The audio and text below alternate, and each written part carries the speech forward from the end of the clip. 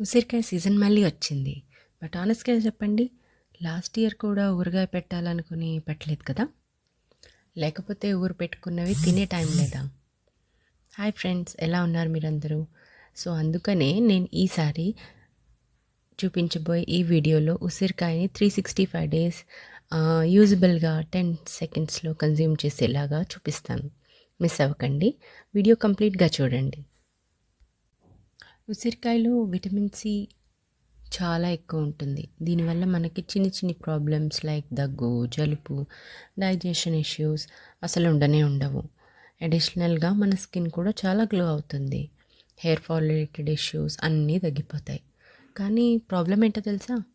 మనం సీజనల్‌గా వచ్చే ఈ ఉసిరికాయని కరెక్ట్‌గా యూజ్ చేసుకోం. పదండి, నేను చెప్పబోయే ఈ స్మార్ట్ మెథడ్ చాలా ప్రాక్టికల్‌గా and working women, busy mothers కూడా చాలా సూటబుల్‌గా ఉంటుంది. పదండి చూసేద్దాం. ముందుగా నేను 1 కేజీ ఉసిరికాయల్ని బాగా కడిగి తుడుచుకుంటున్నాను. మనం తినేవి ఏవైనా బాగా క్లీన్ చేసుకుని తినాలి. లేకపోతే వచ్చే లాభం కంటే ఎక్కువ నష్టం ఉంటుంది కదండీ! సో, ఇవి 1 కేజీ ఉసిరికాయలు బాగా తుడిచి, కడిగి ఆరబెట్టుకోండి. అంటే ఒక 5 మినిట్స్ చాలండి. తర్వాత దీన్ని గింజలు తీసేసి చిన్ని చిన్నిగా కట్ చేసుకోండి. అలా కట్ చేసుకున్న ముక్కలు పక్కన పెట్టుకోండి అండ్ గింజలు పాడేయకండి. నేను లాస్ట్‌లో చెప్తాను వాటితో ఏం చేయగలమో. సో, ఇది కాక మనకి 2 పీసెస్ పచ్చి పసుపు కూడా కావాలండి. 2 పీసులు పచ్చి పసుపు అండ్ 2 పీసులు అల్లం కూడా కావాలి. ఈ 2 కూడా బాగా కడిగి చెక్కు తీసి చిన్ని చిన్ని పీసెస్‌గా చేసుకోండి. పచ్చి పసుపులో మనకి కర్క్యూమిన్ ఉంటుందండి. అది చాలా పోటెంట్ యాంటీ ఆక్సిడెంట్‌లా పనిచేస్తుంది. ఇది మనకి ఉసిరికాయ నుంచి వచ్చే విటమిన్ సిని అబ్సార్ప్షన్‌లో చాలా హెల్ప్ చేస్తుంది. అలాగే అల్లం వల్ల డైజెషన్, జాయింట్ పెయిన్ ఇష్యూస్, ఏమైనా వాపులున్నా, ఇన్‌ఫ్లమేషన్, ఇంటర్నల్ వాపులున్నా అవన్నీ తగ్గిపోతాయి. సో, అందుకని మనం దీంట్లో 2 ముక్కల అల్లము, 2 పీసెస్ అల్లము అండ్ 2 పీసెస్ పచ్చి పసుపు కూడా వేస్తాము. ఇవి 3 కూడా బాగా కడిగి గీరేసి చిన్న చిన్ని పీసెస్ చేసుకుని ఆమ్లాతో పాటు మనం మిక్సీ చేస్తాము. బాగా మిక్సీ చేయండి. ఈ మిక్సీ చేసిన తర్వాత ఒక మెత్తటి పేస్ట్ లాగా వస్తుంది. ఇది బాగా వడగట్టి జ్యూస్ లాగా ఒక బౌల్లోకి తీసుకోండి.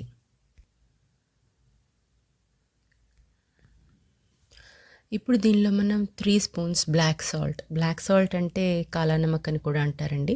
బ్లాక్ సాల్ట్ అండ్ 2 స్పూన్స్ మిరియాల పొడి కూడా వేస్తాము. ఈ 2 వేస్తే మనకు కొంచెం టేస్ట్ బావుంటుంది. దీని తర్వాత ఒక హాఫ్ లెమన్ ఆర్ 1 లెమన్ కావాలన్నా నిమ్మకాయ కూడా పిండుకోండి.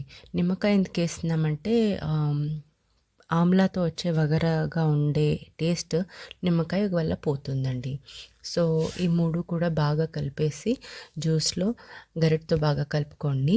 దాని తర్వాత ఐస్ క్యూబ్స్ ట్రేస్ తెచ్చుకుని దాంట్లో ఈ జ్యూస్‌ని ఫ్రీజ్ చేసుకుందాం.